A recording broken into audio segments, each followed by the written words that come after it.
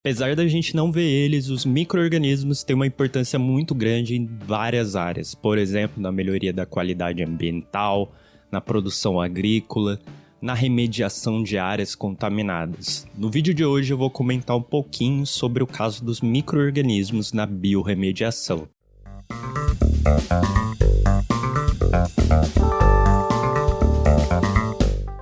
Olá, tudo bem? Antes da gente começar o nosso papo aqui, eu tenho que conceituar com você o que são áreas contaminadas. Áreas contaminadas nada mais são que locais que têm comprovadamente poluentes ou contaminantes. Esses poluentes ou contaminantes, eles foram colocados lá propositalmente ou acidentalmente. E eles causam diferentes danos a esse ambiente. E aí, quando esse contaminante ou poluente entra em contato com o ambiente, ele pode estar entrando em contato com o ar, com a água, com o solo e, consequentemente, está passando para os seres vivos também.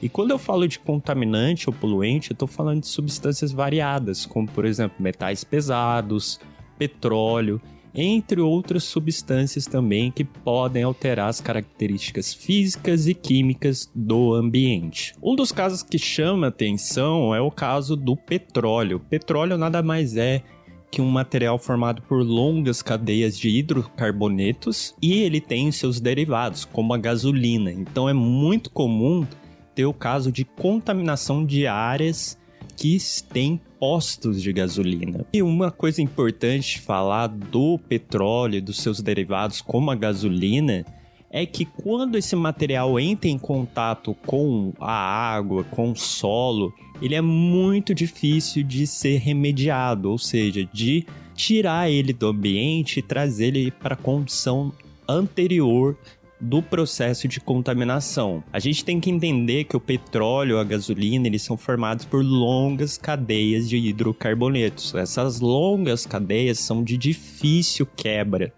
Portanto, aí se tem algumas soluções para remediação.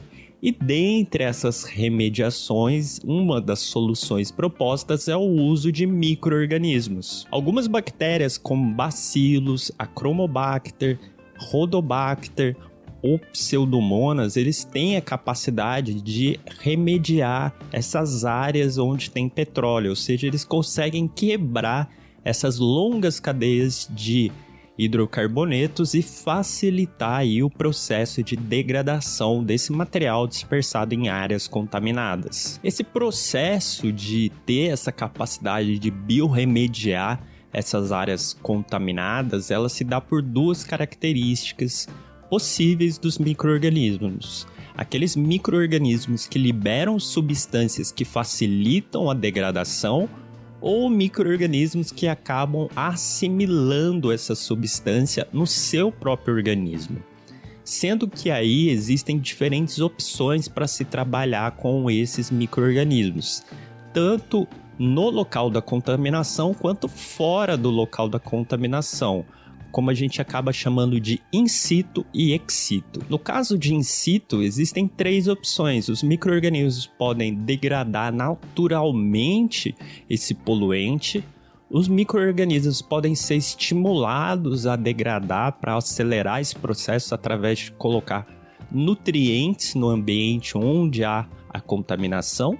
Ou micro-organismos específicos, eles podem ser colocados nesse ambiente que tem o contaminante e se sabe que esse micro-organismo tem a capacidade de quebrar esse contaminante. Essa técnica parece um tanto arrojada, né? Muito para frente, mas ela é aplicada há muito tempo.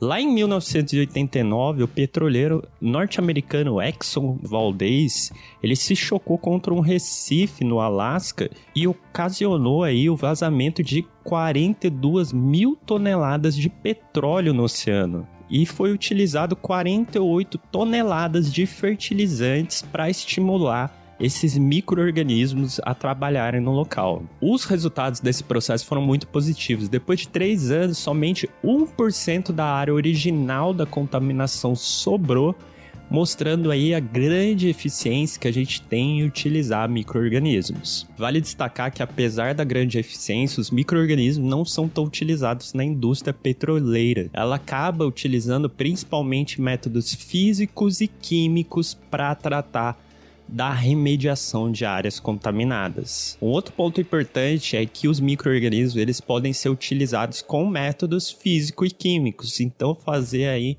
um bem bolado, vamos dizer assim, de outras técnicas para otimizar o processo de remediação. O ponto importante é que, apesar de eu ter falado aqui só da área petroleira, existem aí muitas outras áreas que também utilizam os micro-organismos para biorremediação, como o caso da agricultura ou até mesmo a mineração.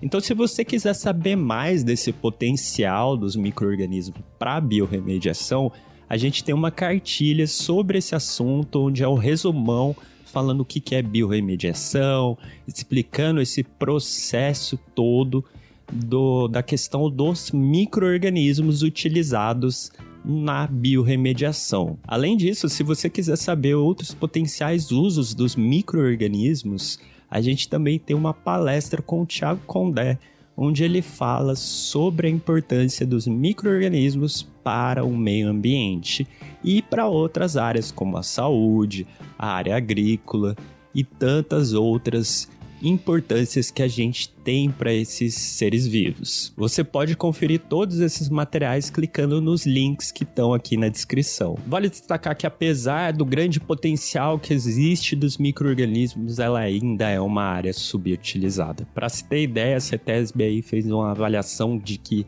5.000 áreas contaminadas no estado de São Paulo, somente 70 utilizaram o processo de biorremediação com micro-organismos. Um potencial muito baixo se a gente for avaliar. Além disso, uma grande barreira que traz aí, vamos dizer, uma rejeição maior a esse tipo de técnica é que ela leva um pouquinho de tempo.